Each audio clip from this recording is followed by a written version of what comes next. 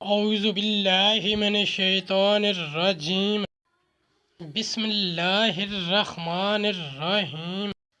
السلام علیکم ورحمۃ اللہ وبرکاتہ۔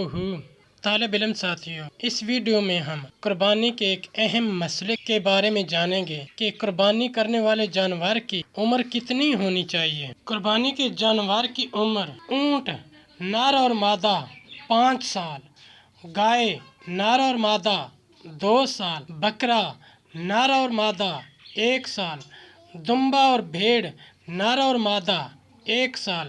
اس سے کم عمر ہو تو قربانی جائز نہیں، زیادہ ہو تو جائز بلکہ افضل ہے۔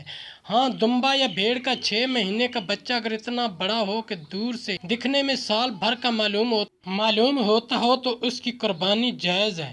در مختار جلد نمبر 9 صفحہ 533۔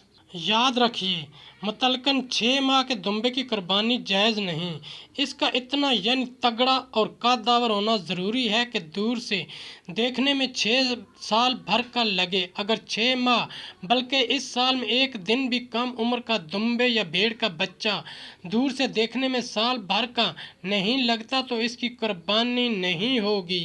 ساتھیوں، قرآنی تعلیمات کو ہم نے دنیا کے کونے کونے میں پہنچانا ہے، اس لیے آپ بھی لائک کیجئے، شیئر کیجئے، اپنے دوستوں اور اپنی فیملی کو میرا channel Quran with ADpedia subscribe کرنے کی دعوت دیجئے اور گھنٹی بجانا نہ بھولنا تاکہ اگلی ویڈیو کا نوٹیفیکیشن آپ کو وقت پہ مل سکے۔